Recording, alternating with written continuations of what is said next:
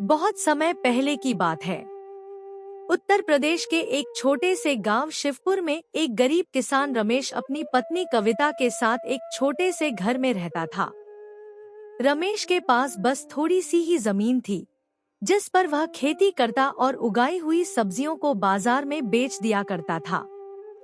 गांव के लोग भी उसी से सब्जियां लेते थे, क्योंकि उसकी सब्जी पूरे गांव में सबसे ताजी और अच्छी होती थी। रमेश को ज्यादा पैसों का लालच बिल्कुल नहीं था।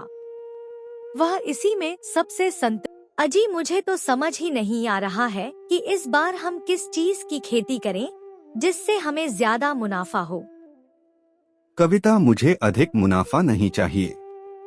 बस इतना पैसा चाहिए जिससे हमारा पेट भर सके।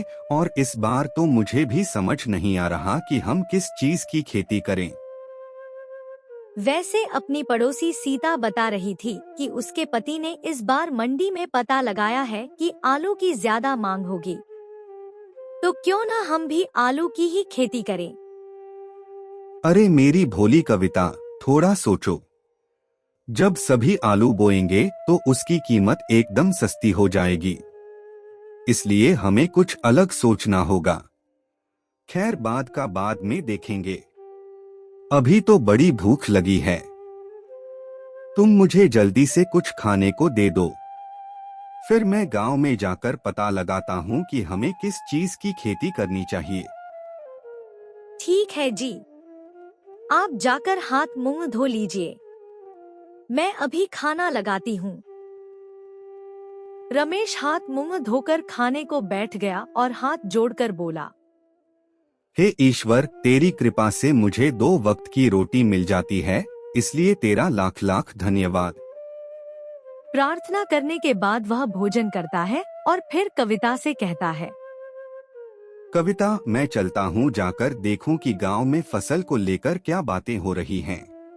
इतना कहकर रमेश गांव की चौपाल की ओर चल पड़ा।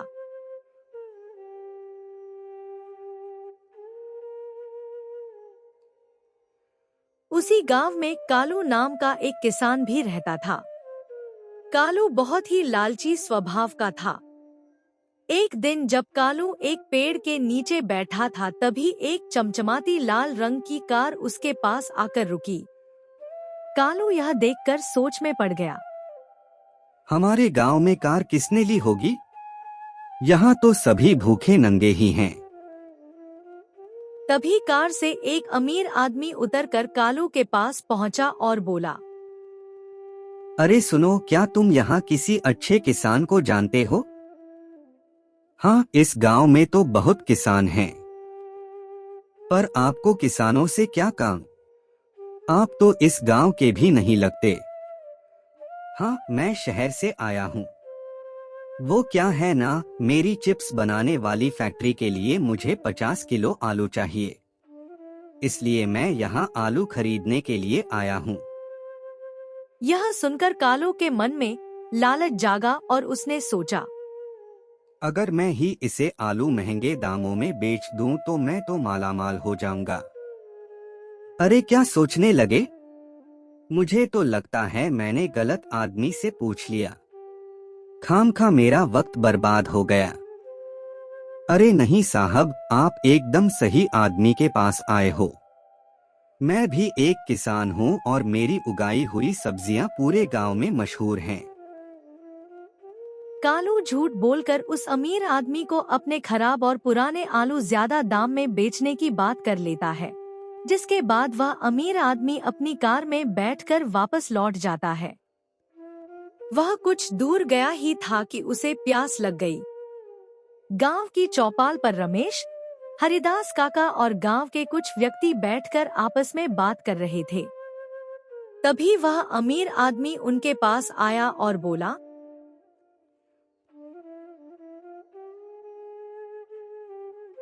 क्या इस गांव में कोई दुकान है? मुझे पानी की बोतल खरीदनी थी। नहीं साहब, इस गांव में तो दुकान नहीं है। अगर आपको पानी चाहिए तो रुको साहब। हरिदास काका ने वहां खड़े मोहनों को पानी लाने के लिए कहा। आप गांव के तो नहीं लगते, तो आप यहाँ हमारे गांव में क्या करने आए थे? वो क्या है ना काका, शहर में मेरी बहुत बड़ी चिप्स बनाने की फैक्ट्री है, तो उसके लिए मुझे 50 किलो आलू चाहिए थे। तब तो आप बिल्कुल ठीक जगह आए हो। यह रमेश है और पूरे गांव में सबसे ताजी और अच्छी आलू आपको इसके पास ही मिलेगी। लेकिन काका, अभी मुझे एक व्यक्ति मिला था, उसने तो बोला कि सबसे अच्छी आलू सिर्फ उसी के पास मिलेगी। अमीर आदमी की बात सुनकर हरिदास काका समझ गए कि वह कालू की बात कर रहा है। फिर हरिदास काका ने उस अमीर आदमी को कालू की सारी सच्चाई बता दी कि कैसे वह लोगों को खराब सब्जी देकर उन्हें लूटता है। अच्छा हुआ काका, आपने मुझे उस झूठे व्यक्ति के बारे में बता दिया, वरना मैं तो आलू लेकर फंस जाता। हाँ साहब, अगर आपको आलू लेनी ही है तो रमेश से लो, सबसे अच्छे आलू मिलेंगे। तो ठीक है रमेश, अब मैं तुमसे ही आलू खरीदूंगा, और अगर तुम्हारे आलू अच्छे हुए तो अब से मैं हमेशा तुमसे ही आलू लिया करूंगा। आपका बहुत बहुत धन्यवाद साहब। आप निश्चिंत रहिए, आपको आलू एकदम अच्छे मिलेंगे। फिर उस अमीर आदमी ने रमेश को 100 रुपए दिए और बोला, यह रहे एडवांस 10,000, बाकी मैं अगले महीने आलू लेने के बाद दूंगा। अरे यह मूर्ख मोनू कहाँ रह गया? कभी पानी का कुआं तो नहीं खोद रहा है? कोई बात नहीं काका, मैं अब चलता हूँ, पानी मैं किसी दुकान से ले लूंगा। इतना कहकर अमीर आदमी वहाँ से चला जाता है।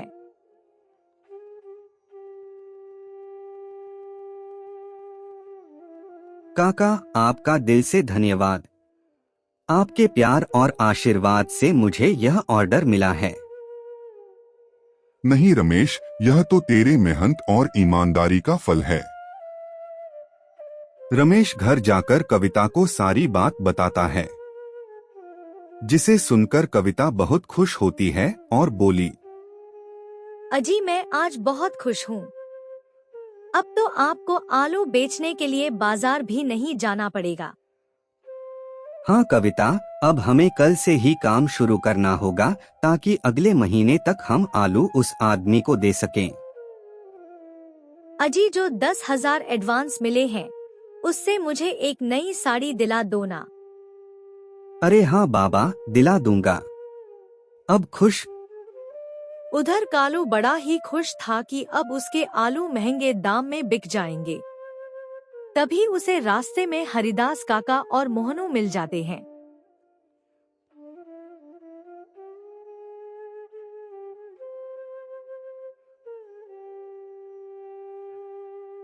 क्या बात है कालू, बड़े खुश लग रहे हो? हाँ, क्योंकि अब से कुछ ही दिनों में मैं बहुत अमीर होने वाला हूँ। वैसे मैं तुझे बता दूं कि तूने जिस अमीर आदमी से झूठ बोलकर आलू बेचने का सौदा किया था, उसने रमेश से आलू लेने का फैसला किया है और उसे 10,000 एडवांस भी देकर गया है। नहीं, ऐसा नहीं हो सकता। लेकिन जब उसे पता चला कि रमेश के आलू सबसे अच्छे हैं, तो उसने आलू रमेश से लेने का फैसला किया। उस रमेश के बच्चे को तो मैं छोड़ूंगा नहीं। उसके वजह से मेरे सारे आलू अब पड़े रह जाएंगे। लेकिन मैं उसके आलू भी बिकने नहीं दूंगा। अगली सुबह रमेश और कविता दोनों अपने खेत की ओर आलू बोने के लिए चल पड़े। दोनों ने कड़ी मेहनत की और आलू की फसल बोई।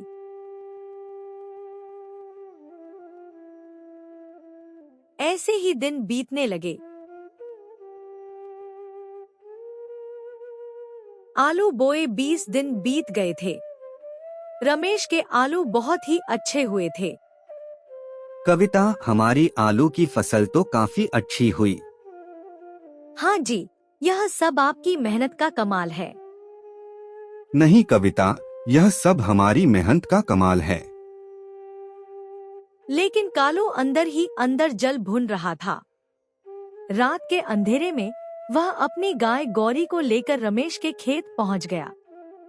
गौरी रमेश के सारे आलू की फसल खाने लगी।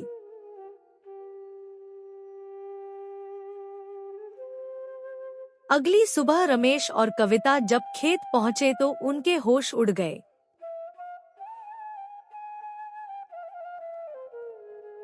हे भगवान, यह सब क्या हो गया? मेरी आलू की फसल किसने खा ली? अजी, आप चिंता मत करिए। अब जो होना था वह हो गया, पर अभी हमारे पास 5 दिन बाकी हैं। हम कुछ ना कुछ सोच लेंगे। दोनों दुखी होकर एक पेड़ के पास बैठे थे। तभी एक बूढ़ा बाबा उनके पास आया और बोला, बेटा, 2 दिनों से कुछ नहीं खाया हूँ। अगर थोड़ी भोजन मिल जाती तो भगवान तेरा कल्याण करेगा। हाँ बाबा, रुकिए, मैं आपको भोजन देता हूँ। कोई साधारण बीज नहीं बल्कि जादुई बीज है।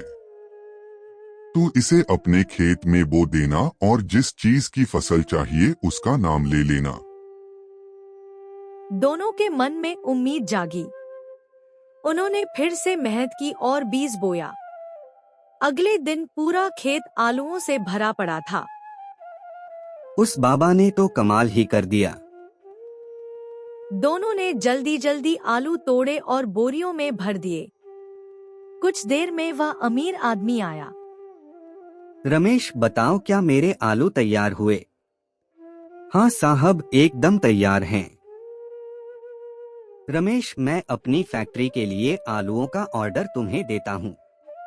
अब से मैं हमेशा तुमसे ही आलू लिया करूँगा। इतना कहकर वह अमीर आदमी आलू लेकर चला जाता है।